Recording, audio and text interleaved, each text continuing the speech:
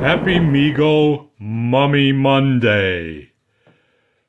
Today's figure is going to be this 8-inch Mego mummy with 14 points of articulation. Here's his coffin box. He's one figure that can really use it.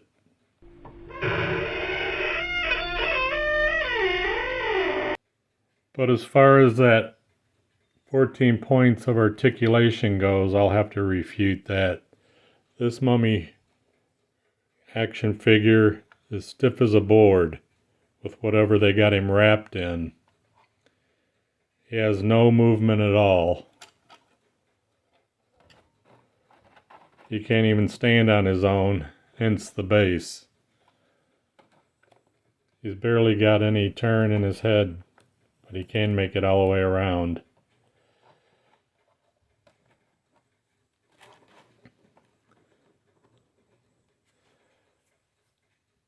So unfortunately, there isn't much to say about this doll or action figure, whatever you choose to call them. So we'll dive mostly into the films themselves.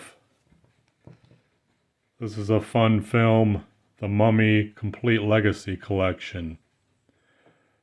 It's got all 6 films dating back to 1932 all the way up to 1955.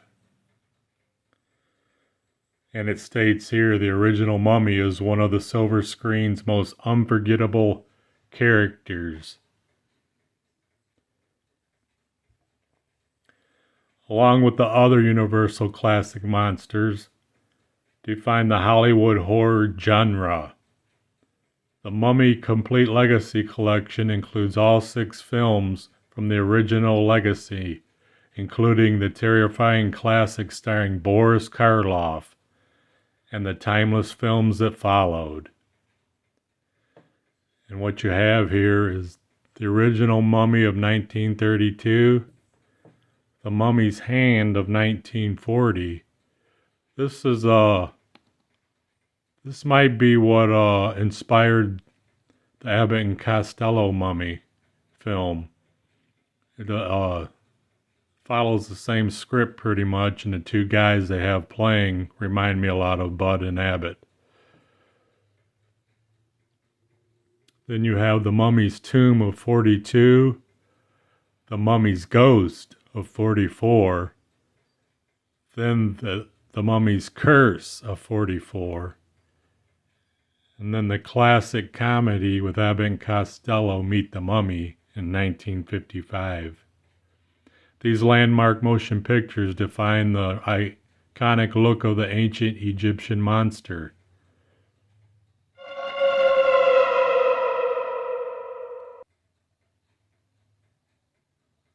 And continue to inspire countless remakes and adaptations that strengthen the legend of the Mummy to this day. There's some pretty good pictures of the some of the movie scenes.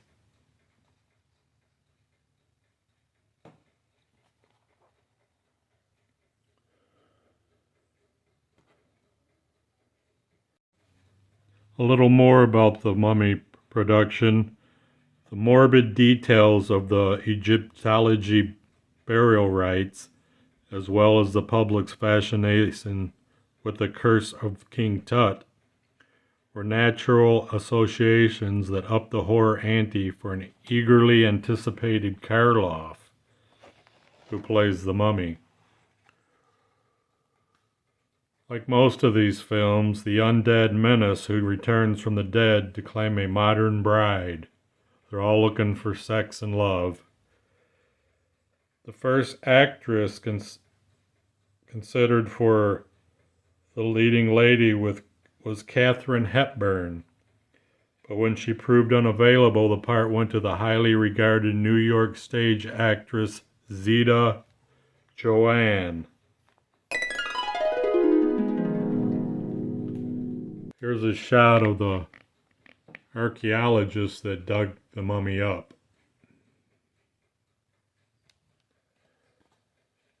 more or less looking for King Tut's treasure.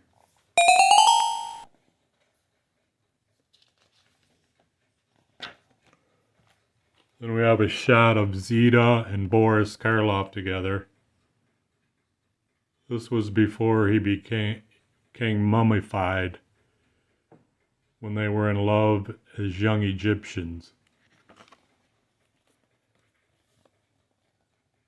And then here's a shot of the original Mummy movie poster.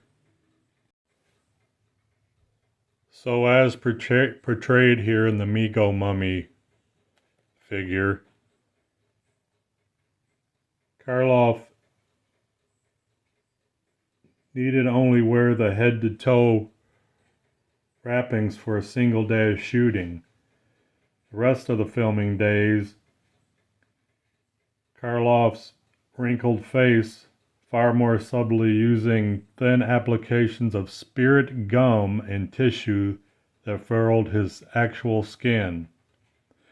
Nonetheless, it all had to be removed each night with a toxic solvent. And this is a close-up of his face with the gum and the tissue. The Mummy's Tomb, later filmed in 1942, starred Lon Chaney Jr. He took over the role as the Mummy.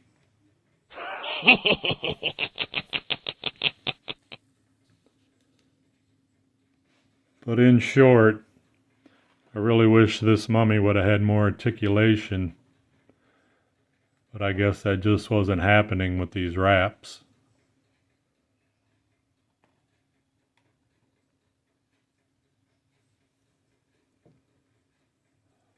But have you seen this film?